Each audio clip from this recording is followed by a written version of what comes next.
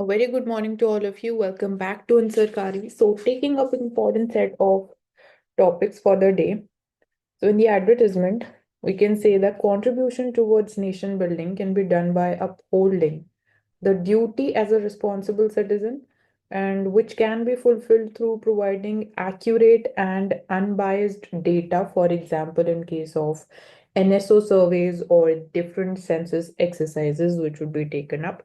And NSO data, it provides us again the labor force periodic survey, which is done, and it is providing us three indicators towards again the changing dynamics related to employment sector, which includes labor force participation rate, worker population ratio, and unemployment rate.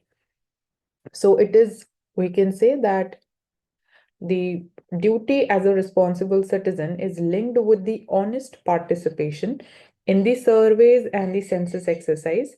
And because it is linked with ultimately the credibility, reliability, and efficiency of India's statistical system. Other areas which again determines the, you can say, efficiency or effectiveness of particularly the statistical system includes credibility of data, which ensures it is unbiased and reliable, timeliness of the data, which is again important for the timely release or knowing the changing trends of the economic and social indicators. Coverage of the data becomes important, again, whether it is showcasing us the situation in the informal economy, in the informal sector or not. Integration of technology like big data, artificial intelligence, large language models into the statistical practices, and coordination amongst different agencies. Thought for the day. So, judiciary must not take on the coloration of whatever may be popular at the moment. This emphasizes the critical principle of judicial independence and impartiality. For example, the rising influence of social media on the judiciary. Is it really influencing the nature of judgments? We can't say so, because ultimately judiciary is not guided by social media if its influence is increasing, but it is emphasizing upon, or still it is upholding the constitutional morality or upholding the constitutional supremacy. For example, if we talk about the influence of social media on judiciary or the judgments or the pace of again delivery justice, we can take up the case of Nirbhaya incident that it some way got highlighted on social media, and there was a complete movement regarding this. So it in a way hurried up the matter, but did it really change the situation on ground? Has the heinous crimes against women stopped? Is the question. So, is there any constructive influence or role of social media in justice delivery? So, Indian judiciary, it follows the spirit of constitutionalism, upholding the morality over the sensationalization, which is being done by social media. And this is, in a way, further emboldening the independence and integrity of the judicial system. Talking about malaria and the quality of life. So malaria, it's a disease caused by Plasmodium parasites, and the vector is female Anopheles mosquito. It can be transmitted to humans, and it is a preventable disease, a treatable disease, but because still, yet it remains a significant global health concern, particularly in the tropical and the subtropical regions. So we are seeing some progress in case of dealing with the disease in case of India, as the report states that the death in the caseload has reduced by 69% in last 6 years, as per this World Malaria Report 2024. So India is no longer in this category of high burden, high impact group of the countries. And here, India has launched national framework for malaria elimination, which was again the time period was 2016 to 2030. So under this, we have the target to eliminate malaria in India by 2030.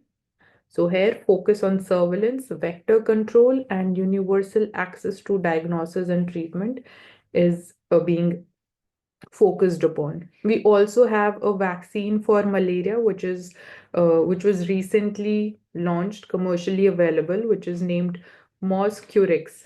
So this is the first malaria vaccine. Now, it should also be a made part of the Indradhanush mission to increase vaccine coverage and reduce the vaccine hesitancy to further reach the last mile. Like in case of the two major things which has really helped in reducing the number of diseases is one is the ACT, which stands for artemisinin based combination therapy, and second is the long lasting insecticidal nets, which in a way helps to kill these mosquitoes. So availability of these nets, again, last mile is being ensured by the government, and certain tools which are used in the forested and tribal areas like in Jharkhand, Odisha, Chhattisgarh, because Northeast India and the eastern states are major hotbed for these mosquitoes to flourish. So, role of ICMR has been very crucial in the mitigation aspect or dealing with this, and more targeted interventions would further help us.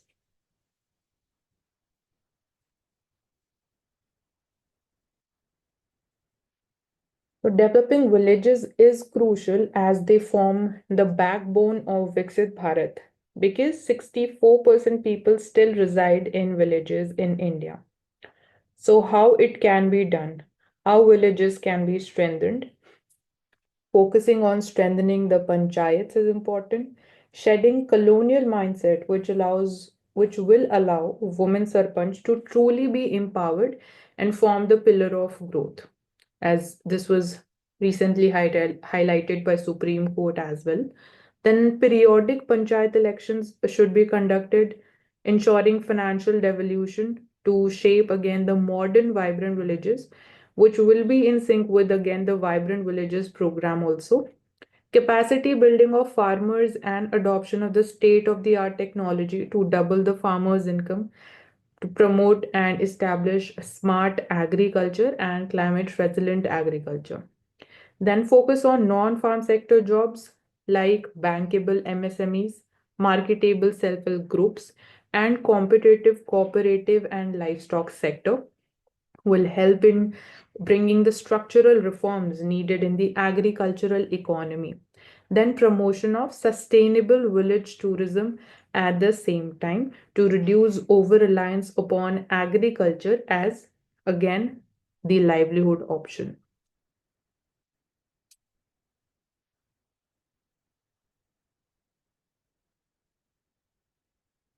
Now, this case showcases us that what is the importance of economic resilience to external vulnerabilities like foreign demand, which is driving the growth of diamond sector, then import dependency on the rough diamonds that hampers the social equality. So these are the external vulnerabilities, and hence economic resilience is crucial going forward.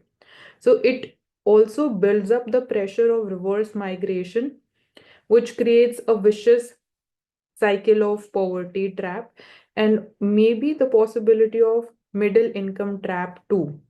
So it is linked with social equality, social justice, because people are again employed more on seasonal aspects of the seasonal sectors, or again which are dependent upon the export and imports. So this is directly hampering their income.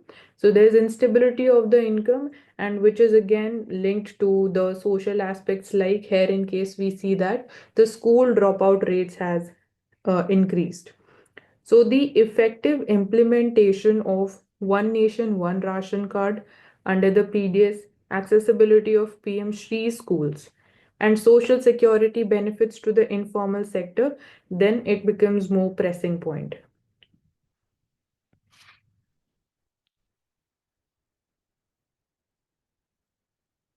One Nation, One Subscription scheme was introduced by Ministry of Education with the intention to promote research and development culture in India, which is again in sync with the fundamental duties also to promote more of scientific temper.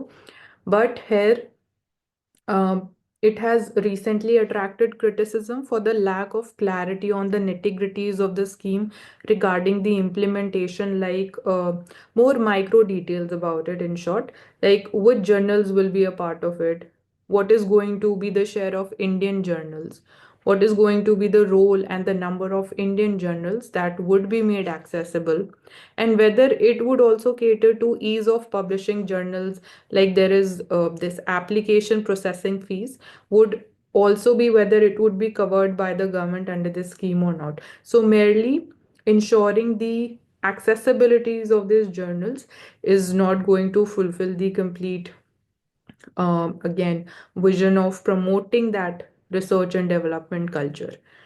So will again it help India become a competitive global player, where we see China is publishing 20% of the research papers and USA having 15% of the global share.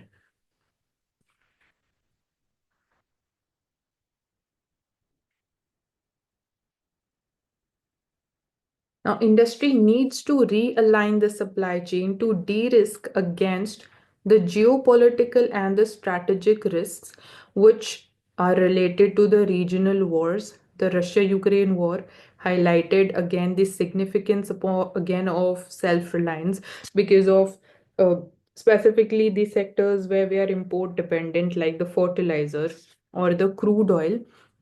There we saw more volatility because of regional wars. Then supply side disruption was caused. It led to imported inflation. It led to again raising the question whether the monetary policy is also in sync with the global changes because of the effect of, or even just the possibility of even the rate cut leading to more of speculations, which is disrupting or which is leading to heavy capital outflow, which is again adding up to the pressure or in Indian rupee, which determines, or if we say depreciation of Indian rupee, which hampers the competitiveness of our exports. Then vulnerabilities of trade routes across the Red Sea and the Malacca Strait is a concern. So for this, domestic capability enhancement it is more important. This will be a fruits like where we need to focus in the domestic sectors, or how we can again realign our supply chains to de-risk. So strengthening the forward and the backward linkages between the small scale and the large scale industries and the MSMEs. Like it is talking about the economies of scale benefits, which is related to the large scale industries which are functioning, and the horizontal scale associated with the small industries. So horizontal scale means that it is not important that the small scale industries would be just operating one unit or or two units. It needs to be spread across India. It needs to be pan India. Then we focus upon 20 industrial townships development recently that was announced in the budget in a cluster-based approach, overhauling of the ITI centers for the training. So availability of again the people or the labor force is not a challenge. Getting to the right talent is the concern. So that is why role of ITIs becomes important, and diversification of trade partners across regions like global south or Latin America or Southeast Asia. Like we focusing upon the free trade agreements of late, and even in free trade agreements, moving away from the traditional sectors.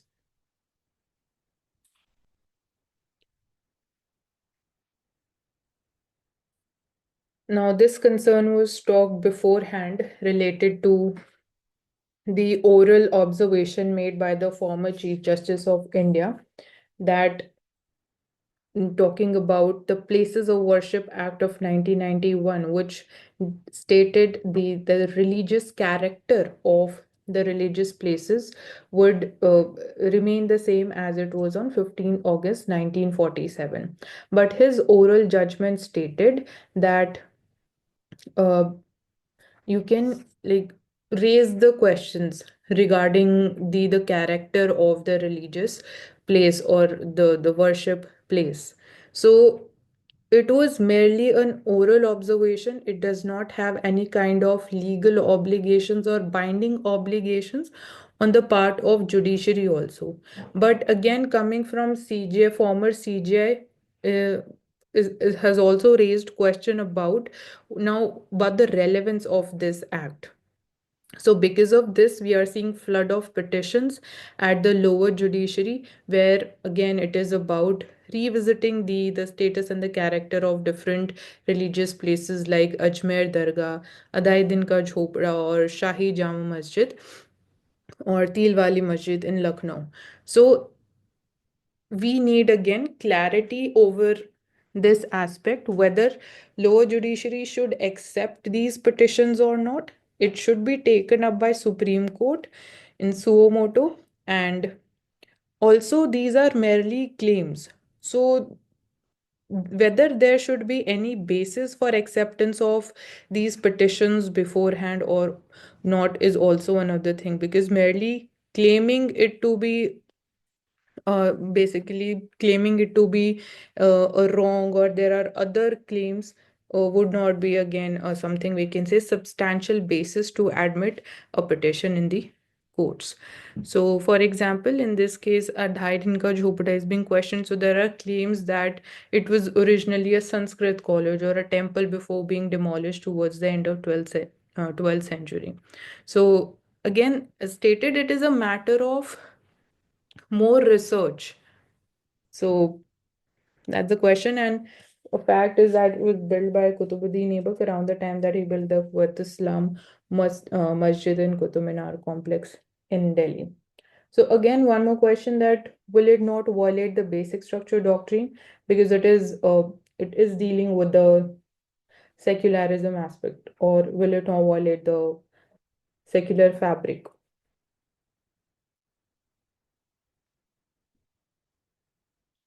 Now, this advertisement showcases that attracting investments and FDI from different players or different countries is in sync with de-risking the growth strategy, as we were talking about de-risking the growth towards the rising geopolitical factors and the strategic factors. So importance of organizing the regional industrial conclaves is important to pave the way for more equitable regional growth, job creation, and also outgrowing from the middle income category at the same time.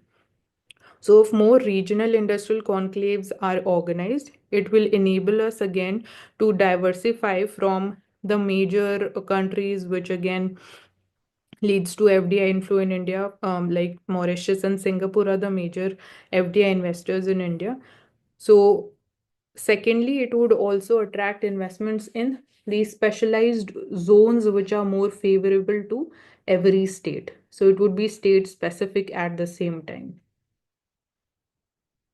So, in case of, for example, Madhya Pradesh, we see it has attracted investments in mining sector in terms of again the smart cities mission or urbanization. So Bengaluru is a hub, or Coimbatore for industrialists and like skilled manpower, or textile clusters, cotton cultivation, agriculture. They are attracting more investments. So investment is not just related to economic growth; it is equally related to the social equity angle also. And also Germany is leading in the agricultural technologies. So we can also focus on precision farming, food processing sector, या फिर sector related to the semiconductor and chemicals, ताकि manufacturing hub and make in India brand जो है उसको आगे बढ़ाने में भी हेल्प मिले. Right. So another important fact related to India, France, and UAE joint military exercise, which is named as Desert Night, being done in Arabian Sea.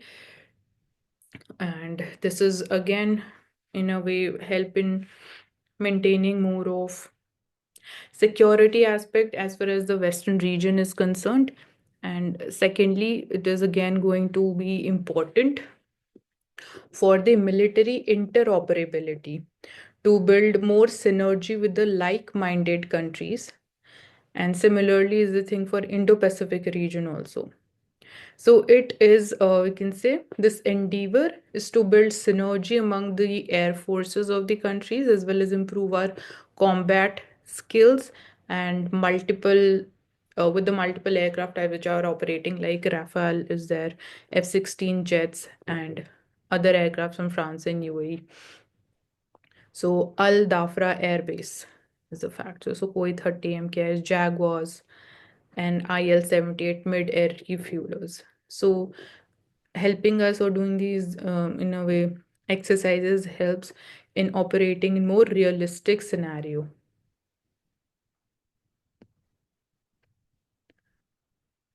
So here Bihar is organizing the world's biggest sports talent hunt under Mashal and Mashal 2.0. So we can again see that Haryana state has been one of the role model in this case. That is why we also see that large number of sports persons are coming from the state of Haryana because there is an assurance that they'll be getting government jobs. So on similar lines also Bihar has introduced certain measures like government job under Medal Lao, Naukri Pao. Sports scholarship is also being offered under different names. Sports infrastructure is focused upon like international standard indoor stadiums, then like good quality infrastructure availability, and more events are also being organized at again from school level to again university level and the regional level and the national level and even the World Cup. So taking up sports as a career option would also be encouraged through this.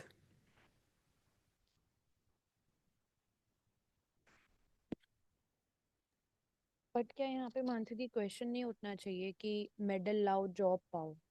तो क्या सिर्फ sports से हमारा मतलब है कि एक सरकारी नौकरी हमें मिल जाए, या फिर हम उस टैलेंट को इंटरनेशनल लेवल के स्किल्स तक लेके जाएं? इंटरनेशनल लेवल के बाद ही आपको जॉब मिलेगी। हम्म। लाइक ओलंपिक्स जो होते हैं या एशियन गेम्स जो होते हैं, if hmm. You are winning a medal, तो वो जो स्पिरिट आपके अंदर एक होती है अल्टीमेटली कि you have a stable life, वो आपको जॉब से मिलेगी या गवर्नमेंट जॉब से मिलेगी। गवर्नमेंट आपको गवर्नमेंट जॉब ही दे सकती है। तो that is the intention behind it. Then Vaikom Satyagraha going to complete 100 years.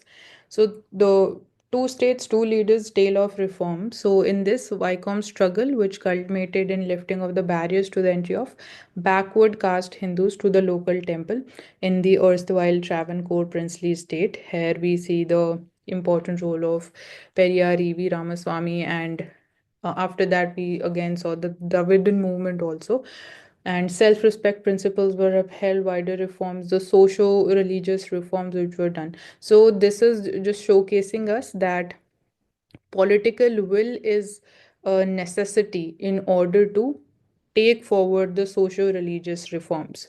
So in case of Vaikom Satyagraha, it was again the temple entry movements. The entry into the Vaikom Mahadev temple was a thing. And then even later on, B.R. Ambedkar sir, he also led the protest to enter the temples like Amba Devi temple or the Kalaram Mandir, where Dalits were denied the entry. But ultimately, again, it is the political will which is being highlighted here. And secondly, when it was again regarding the formation of the discussions in the constituent assembly regarding the constitution, so there also fundamental right to religion under article 25 to 28, which again has certain reasonable restrictions which are subject to public order, morality, and health. So it is a fundamental right with reasonable restrictions where state can intervene in these areas. So another question that arose was whether temples and religion at large, they can be regulated by the state or not. Will it again, is it important under, or it is important to maintain the secular character in India. So regarding this, there was an important famous case, which is the Shirur Mutt case of 1954, where Supreme Court it upheld that the proposition that state can manage the secular affairs of the temple and propounded the test of essential religious practices, also essential religious doctrine, and which is again being done also. Or all, one more thing is the doctrine of proportionality. So Tamil Nadu and Kerala, this is again the example coming from that. So going forward, it needs to be again upheld the spirit and the ideals. And apart from this, again, the case related to it was the Sabrimala issue also. So there also these two doctrines were roped in by the Supreme Court. Also, the state keeps itself equidistant from all the religions, yet it supports all of them. इसलिए उनके ऊपर tax नहीं, एक levy लगाया जाता है. And Article 25 and 20 to 28, that is regarding the freedom, Fundamental right freedom to of. freedom of religion.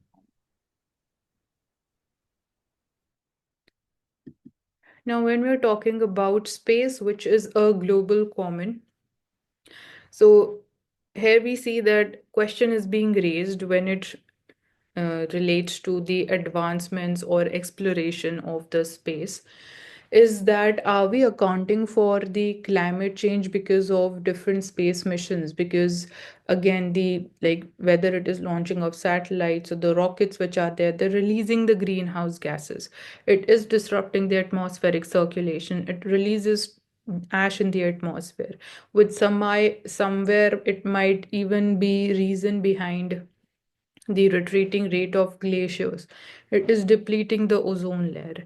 So environment sustainability should also be an integral part of these space missions.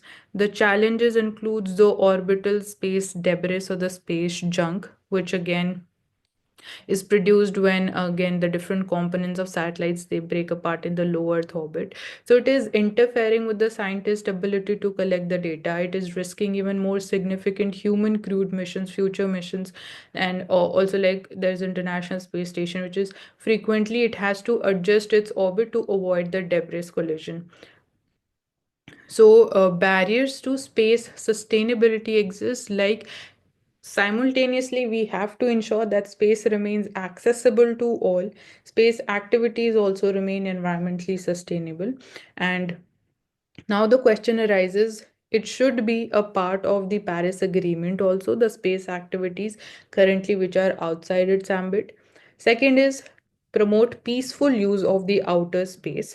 That is necessary. So we have a outer space treaty which needs to be again aligned with the peaceful use of space. We need to address currently the again the certain provisions which are not binding in nature under this treaty, so that needs to be dealt with. Secondly, more reforms which can be taken up includes reusable rockets, which will be again making the space projects firstly more competitive, and role of again the like private sector, for example SpaceX or the Blue Origin. So they are again relying more upon the reusable rocket, and similarly ISRO is also moving forward in this direction. Second is transitioning to the cleaner fuels like hydrogen, green hydrogen, liquid hydrogen, or biofuels to minimize these harmful emissions. And even like talking about the cryogenic fuels, provides more thrust for the same mass. They are more expensive and more complex to handle, and again, not something which is accessible to all the different space players at the same time. So competitiveness would also be there, and sustainability would be an added advantage. And designing the satellites with more biodegradable material, and relying on certain like critical emerging technologies like the autonomous debris removal technologies, which can be roped in through like robotic arms or the laser systems. So this can further help us. And then Webb confirms, which is the James Webb Space Telescope, confirms the cosmos is expanding at unexpected rate. So it has validated this proposition which was uh, introduced by the Hubble Space Telescope. And it stated now that the rate of universe expansion is faster than expected, which is about 8%. And this discrepancy is also, it is known as the Hubble tension, because this data wasn't, we can say, in a way, acknowledged or confirmed as per the explorations by the Hubble Space Telescope. So James Webb Space Telescope has it has succeeded the Hubble Space Telescope and confirmed the rate of expansion. So it would be further helpful in terms of even, understanding about the universe, and for example, specifically the dark matter and the dark energy. As we see that combined together, dark matter, dark energy, they make up 96% of the universe. So there's a lot to be explored which remains there. So a lot to be explored, but ensuring it remains sustainable. Building large language models is important. It is a strategic necessity for India's, you can say, smooth economic growth, or to again achieve the the target of being developed country by 2047. Because large language models not just it is having again diversified applications. So we've talked about that India should have own data centers, talk about localization of data. We have our indigenous, again, DPI, which is digital public infrastructure, is there. We have our own supercomputers, quantum computers. Now it's time for having our indigenous large language models. So this is again at the heart of our digital future. This is important to serve the unique linguistic and the cultural diversity which exist, and also help in bridging the barriers also which exist between, for example, the language or the cultural barriers, further unlocking the significant value of the economic growth process. So in case of like, we see that self-reliance in the critical technologies, why is it important? So it is no longer, we can say, an optional thing. It is in a way a mandatory thing. How we are seeing that even that cyber frauds are increasing, we can't merely rely upon the imports of even just the components also. So it's foundation of sovereignty and progress, and upholding the integrity at the same time. So we have like different multimodal LLM projects are there. We have Bharatjan project, which is the first government funded multimodal LLM project. We have Sarvam 1, which is developed by Indian Gen AI startups. So role of startups, multinational cooperation exists. We have again like good talent or computer or engineering related talent in India. So that needs to be leveraged. And apart from this, other significant initiatives related to it is the 10 trillion token project, and then people plus AI project. So it needs to be further again aligned with Digital India and India AI mission to support India becoming a global leader in digital and AI ecosystem. So it's ultimately self-sufficiency, not just in again manufacturing or the industrial aspect, but majorly the areas which are under attention. So again, this is linked with realigning our supply chains again at the same time, given the geopolitical and the strategic risks which exist. So this is also one of the ways of de-risking a growth strategy. Now, universal health coverage in India, we have a policy on the same, but focus on reduction of inequality at the core should be again more emphasized. There needs to be again more decolonization, because somewhere the origin of these policies or the acts like the National Health Service Act, or even we have the Employee State Insurance Act of 1948, somewhere they have their origin from the British government. For example, the Social Insurance and Allied Services Act of the British government of 1942. And also there's one important role of the personality, which is BP Adarkar. So he was again at the foundation of formulation of the policies for not just the industrial workers, but he emphasized emphasize that there should be a greater part of the Indian population who needs to be a part of this policy. So, hence, he proposed an integrated plan of health, maternity, and employment injuries, 1944. So, firstly, all of this needs an overhaul. It needs to be realigned with how the situation has changed, or on the basis of what progress has been done and what are the newer challenges in front of us, so that the universal health coverage, which actually means that all the people have access to the full range of quality healthcare services they need, when and where they need them, without any financial hardships. So this is the wholesome idea of universal health coverage. And tracing down some of the India's again achievements going back 70 years. So during 2019-21, only 41% of Indian households had a usual member covered by a health insurance. That is why we talk about again the importance of like Bima Sakhis, which has been a recently proposed idea. And there is again huge discrepancy here, like only 4% is the rate of insurance penetration overall if we talk about in India. And secondly, half of India's households, they do not generally use a government health facility because again of the poor quality. So it is quantity also, it's quality also, it's accessibility and affordability. All these dynamics needs to be dealt with simultaneously in synergy, in tandem.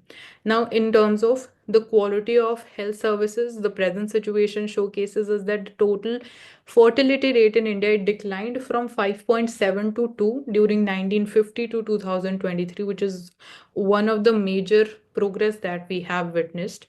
And Indian infant mortality rate, again, this has also, it has come down from 176 to 23 over the same time period, but still we are again the world's largest contributor to infant deaths in 2023, which is at 5.25 lakhs. And our healthy life expectancy also, this has went up by 9 years. It was earlier just 29 years during like 1990 to 2019. So it has come down by 2 years over the because of again the COVID-19. And it was 61 years in 2019 with a variation of again 10 years. So again we see some discrepancies at the state level also, so that's there.